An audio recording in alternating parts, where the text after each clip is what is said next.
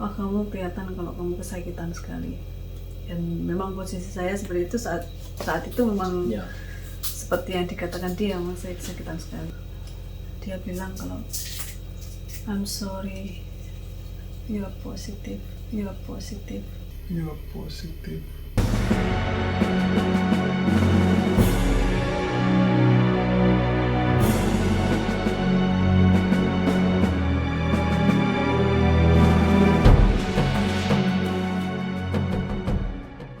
Assalamualaikum warahmatullahi wabarakatuh.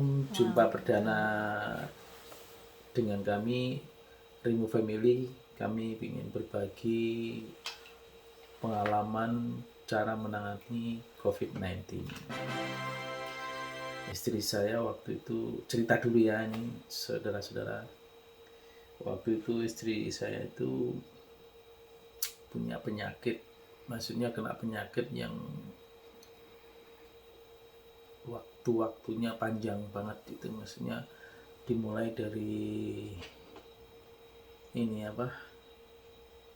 istri saya kena apa itu ya, itu empedu itu di rally panjang. Saat itu istri saya benar-benar punya pengalaman yang luar biasa. Setelah penyakit empedu itu usai, langsung berlanjut dengan COVID-19. Jadi benar-benar pada saat itu kita terpukul sekali, dan ini sangat prihatin. Di saat itu istri saya benar-benar, kalau dikatakan orang itu berjuang untuk melawan melawan COVID, melawan dari sakit yang berkepanjangan. Terus gimana mulanya pada saat itu? Kita berbagi lah, saudara-saudaraku ini berbagi. Mudah-mudahan ini juga ada hikmahnya, bisa berguna bagi saudara-saudara sekalian yang ada di mana saja berada. Yang kebetulan pada saat ini kita baru kena musibah, maksudnya kita semua mengalami musibah atau kena musibah ya, yang namanya COVID-19, dan masih berlanjut sampai saat ini. Dan kebetulan kita punya pengalaman di situ. Ya, ini yang sebagai pelaku, dan istri saya benar-benar mengalaminya, dan saya sendiri sebagai pendamping melihat langsung dan bagaimana caranya kita tiap harinya memperlakukan istri saya, karena kita serumah. Mungkin istri saya bisa cerita dari awal dan sampai akhir. Mudah-mudahan ini bisa memberikan inspirasi, bisa memberikan gambaran bagaimana seharusnya kita bersikap dan mencermati kalau kita kena COVID-19 itu. Banyak orang yang sudah mengupload masalah COVID-19, dan ini mungkin salah satunya dari kami berbagi. Coba ini terangkan gimana Mas, mungkin pemirsa atau Mulai dari mana? Mulai dari awal, jadi mulai dari mulai dari kamu punya penyakit empedu, terus penanganannya juga gimana, terus selain itu disambut dengan maksudnya kena COVID-19 itu. Jadi praktis kita 3 bulan Mbak ya? Mulai September, ya 3 bulan, pertengahan September. Ya, jadi ibaratnya kita merantau, saudara. Jadi merantau, kebetulan kita hijrah dari Indonesia, hidup kita sekarang di Waxahachie, Texas, Amerika. Dan ini kisah kita yang kita alami pada saat kita menangani dan mengalami COVID-19. Mulanya Ya awalnya itu saya mulai merasakan sakit itu sekitar pertengahan September ya. Mungkin tepatnya sekitar 14 September. Itu awal dari yang penyakit saya yang pertama. Jadi pada saat itu saya sakit, panas, terus seperti flu sebenarnya awalnya ya, panas, batuk, terus pusing, terus akhirnya saya minum obat flu, nggak ke dokter waktu itu, awal-awal itu nggak ke dokter, karena flu kamu pikir sampai nggak kena anu ya. ya karena saya pikir mungkin hanya flu biasa atau kecapean biasa. Akhirnya sembuh dalam waktu 3 hari atau 4 hari kalau saya 4 hari. Kemudian karena merasa udah enak, saya kebetulan bos saya telepon, kamu udah bisa masuk kerja belum? Terus saya bilang oke, saya masuk. Saya masuk 1 hari, ternyata badan saya tuh belum mau diajak bekerja. Akhirnya malam itu belum sampai selesai saya bekerja, jadi pada saat melayani customer saya merasa masih agak pusing dan ternyata jantung saya masih agak berdegup keras ya, Karena pengaruh obat. karena pengaruh obat mungkin ya waktu itu. Terus akhirnya bos saya waktu selesai melayani customer, saya berdiri diam aja sambil menundukkan kepala saya di meja. Terus kayaknya bos saya tahu gerak-gerik saya, akhirnya dia tanya, Rara kamu kenapa? Nggak enak badan bos. Begitu dia melihat wajah saya, dia langsung, wah kamu masih sakit ini. Akhirnya karena mungkin wajah saya udah merah, akhirnya saya disuruh pulang. Dan suami saya juga kaget juga, katanya udah sembuh, udah enakan kok mau pulang kenapa? Terus saya bilang kalau saya nggak enak, masih belum enak badan untuk bekerja. Akhirnya saya dijemput sama anak saya pulang. Kemudian setelah itu malam pulang. Akhirnya menggigil. Akhirnya waktu itu ya akhirnya mungkin karena telat makan atau gimana ya, saya pulang itu langsung mandi ya, mandi belum makan dulu. Akhirnya habis mandi baru makan, tapi udah perut nggak enak sekali. Akhirnya begitu pagi bangun tidur, badan saya menggigil. Yang itu ya Pak ya, inget tuh, badan saya menggigil banget. Saya pagi bangun mau pipis itu kok saya menggigil sampai kayak gitu. Saya kira aku nggak bangunin suami saya, aku menggigil saya sama suami saya. Keras, menggigil banget itu ya, entah atau kenapa. kasih selimut tapi tetap menggigil. Terus habis itu dia istriku tak dekap sampai iya terasa banget itu getarannya, itu gigilnya itu. Iya, terus akhirnya saya nanya, mah ke dokter ya. Terus saya sebenarnya paling malas ke dokter itu gimana ya, ribet itu loh. Kalau bisa minum obat aja. Terus tapi akhirnya suami saya udah pokoknya harus ke dokter. Setengah paksa dan memang harus, karena bagaimanapun ya kita nggak tahu apa sih komposisi yang harus diminum kalau kita ada obat. Karena kita kalau hanya beli tapi kita nggak tahu apa penyakitnya, jadi pikiran kita malah justru nggak kacau lah waktu itu. Makanya istri saya setengah terpaksa. Dan akhirnya waktu itu ya waktu itu nggak langsung pagi ke dokter, baru malamnya ke dokter. Karena pagi kan papa masuk kerja, terus aku di rumah. Terus akhirnya nggak usah dulu Pak, biar tak minum. Itu udah selesai sakit ampudunya ya? Belum, itu masih di rumah setengah hari. Terus akhirnya papa mungkin khawatir terus toh. Terus akhirnya pas pulang papa, mah kamu harus ke dokter. Terus akhirnya ke dokternya malam itu ke dokter. Karena udah masuk COVID ya, jadi ada protokol kalau pengantar tuh dilarang masuk ke rumah sakit. Ya, Akhirnya ketat, kalau di sini ketat sekali. banget. Akhirnya cuman saya yang masuk ke dalam untuk diperiksa tubuh saya, diinfus dan diambil darah dan lain sebagainya. Saya sendiri di sana. Dan Tapi waktu itu negatif tuh Bang, itu hasilnya ya. itu hasilnya yang negatif. semua negatif.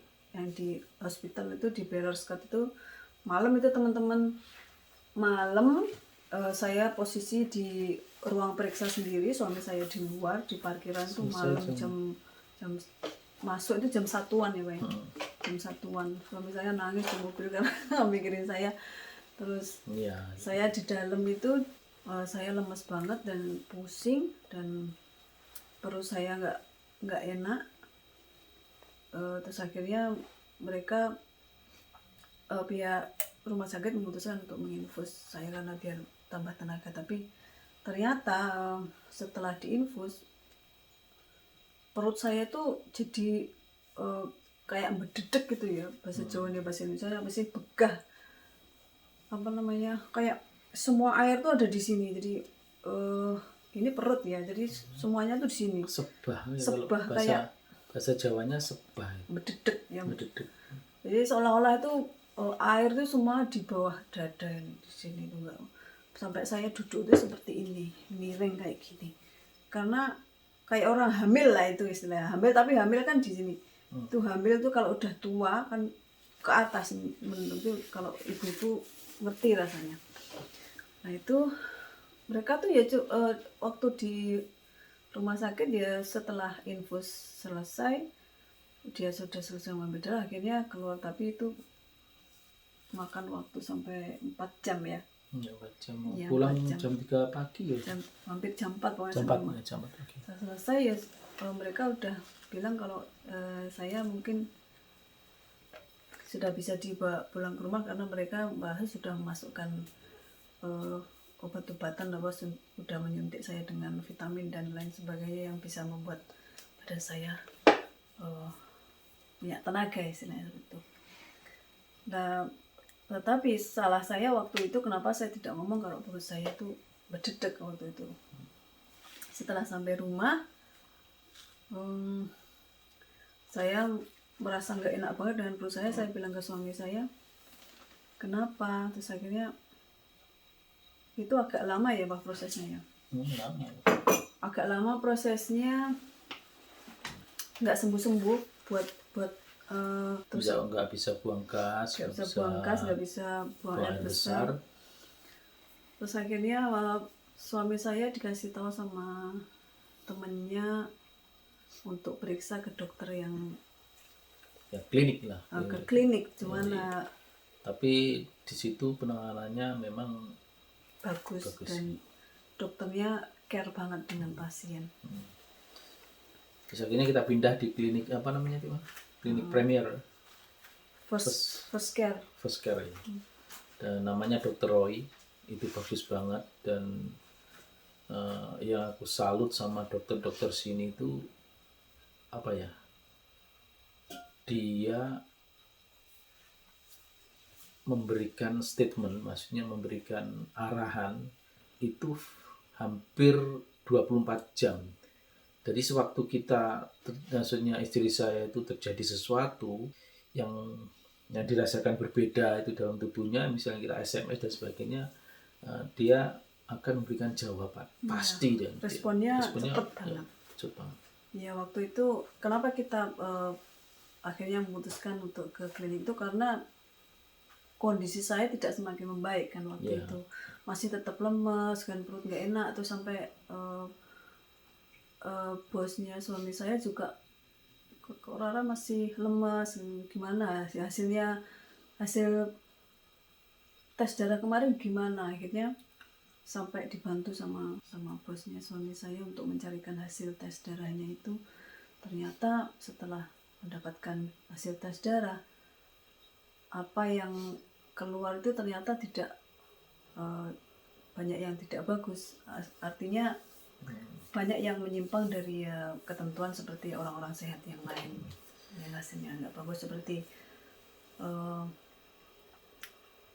SGOT sama SGPT saya sangat tinggi.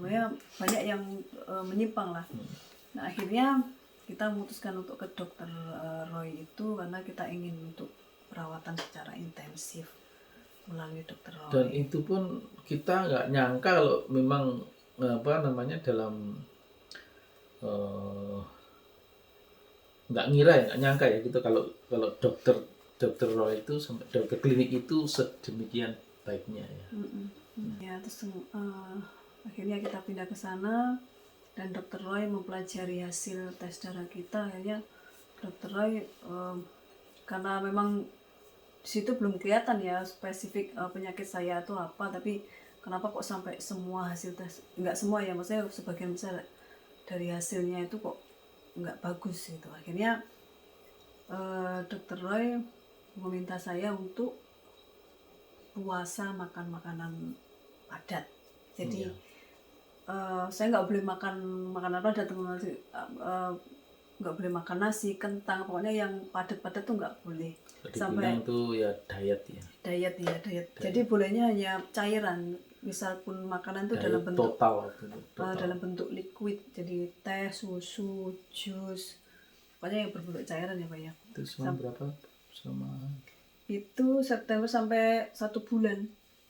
Awalnya 2 minggu, dia minta 2 minggu untuk makan cuman liquid. Nah itu yang saat-saat krisis tuh di situ, karena tahu sendiri kan teman-teman kalau misalnya kita nggak makan makanan padat tuh rasanya kayak cuman makan cairan, pasti kan lemes banget ya. Dan itu posisi saat itu saya harus tetap minum obat.